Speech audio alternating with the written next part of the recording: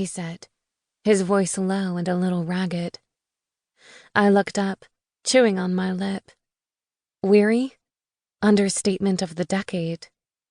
Last night I had been given a poison that caused temporary paralysis, and in that state I had to ask Abel to claim me for the first time so I could heal and strengthen him. Clearly, it worked. He was being really badass. I felt like a shell of myself. I realized that all I wanted to do was fall into Forrest's arms. But I had this new, annoyingly mature voice in my head now. I realized what I really was, what being the priestess meant. If we actually succeeded, I would be as famous as an empress, and even more of a beacon of hope.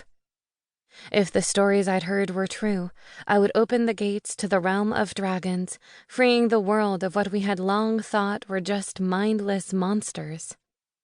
They were actually dragons, corrupted by the barrier the elders had created centuries ago in order to gain control of the realm. No one knew what had become of the world of dragons in all of those centuries the barriers had existed. So I didn't know what I'd find. I didn't know what problems would arise. But I knew that everyone would want the person who opened the gate to also fix all those problems. The priestess was once the arbiter between humans and dragons. If I didn't learn to appear brave, even when I was actually terrified, if I didn't learn to act like a great priestess, even if I felt like a clueless, barely adult. Suddenly, Forrest's arms were around me, and I clung to him. I dug my fingers into his shirt, and I pressed my forehead against his chest so hard I might have knocked him off balance if he weren't already built like a tree. I swallowed back tears. I'm weary. Yeah.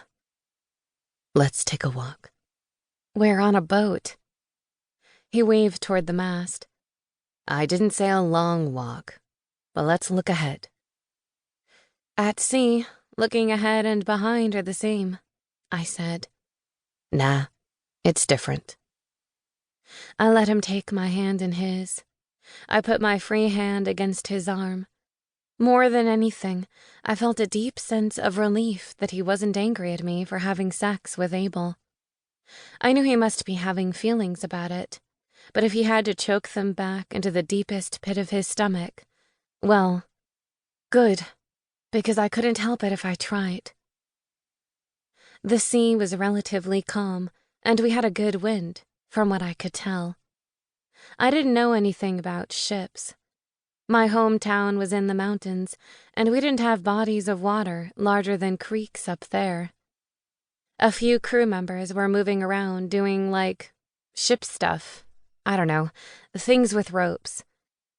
All around us, as far as the eye could see, in every direction, was just water. It was exciting to me, despite all my fears. I've never been on a ship before, I said. It feels like adventure. Yes, Forrest agreed. It does. He walked up to the prow. The front of the ship was cutting through the waves, churning the water, giving me a sense of great speed. I stumbled a little as I took a step. Sorry, I'm still kind of messed up from last night. Phoebe. His tone was serious. I looked up. He dropped to one knee. It was easier for me to look him in the eye now. You are my priestess, he said, and the first mission I was originally tasked with is now complete. I found my 4 guardians, but you never expected one of them would be Abel. No. He took a deep breath, clenching my hands tightly. But I know you have no choice, and I love you. I will perform my duty. When we reach the gate, I will perform the Grand Quintet with Abel. Well, I should hope so. I frowned. I know this is hard for you, Forrest, but Abel's not the man you think he is. Who is he, then? He sounded reluctant. I've known him longer than...